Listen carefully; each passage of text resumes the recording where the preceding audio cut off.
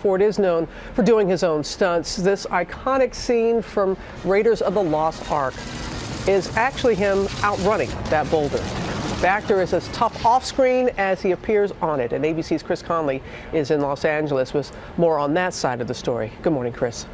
Good morning, Robin. In the movies, this action hero has known all manner of misadventure on a wide assortment of airships. And as a real-life pilot, Harrison Ford has had his share of action and heroism.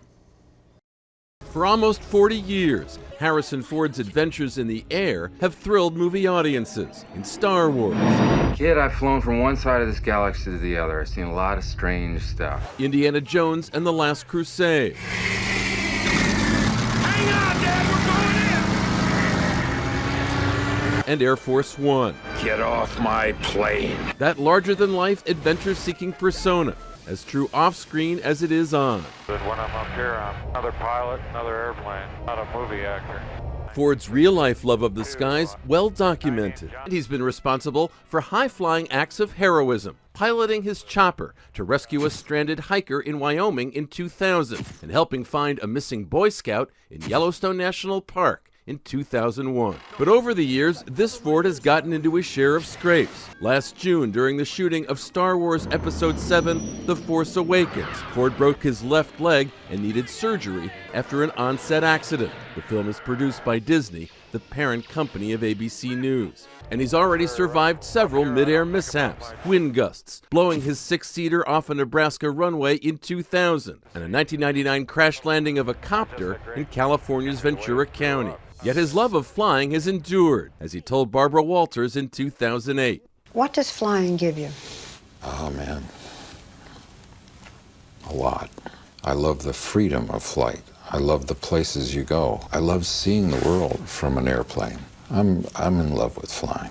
And this morning, the many millions who've loved Ford's on-screen daring do are giving thanks that he's expected to make a full recovery and can take back to the skies on-screen and off. Nice landing. Thanks.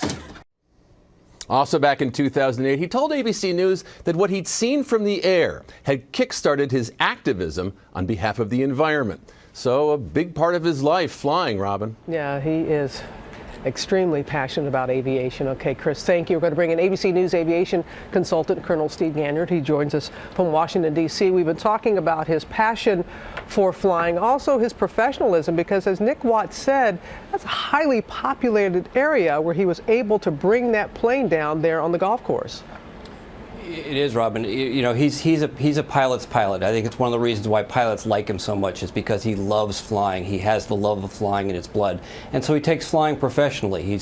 He does what it takes. It's not just a weekend jump in an airplane. He does everything that he needs to do to be a professional pilot. No, he's far from being just a weekend warrior. Can you tell us a little bit more about the vintage plane that he was flying in? Yeah, it's actually a World War II trainer, so it's quite old. 1942 is when this airplane was built. So you think about what happened yesterday. He takes off, and a minute and a half after takeoff, well, he's looking at Santa Monica Bay, a bright sunny day, the engine just stops. He gets the airplane turned around, and he says, "Can I make it back? Can I glide back into the airport?" He makes the determination he's not going to get that far, and so he's going to have to land short. He sees the fairway and the golf course, and he makes a very skillful landing on what could have been disastrous with so many buildings nearby. And we're so thankful that he appears to be going to make a full recovery. Steve, thank you very much.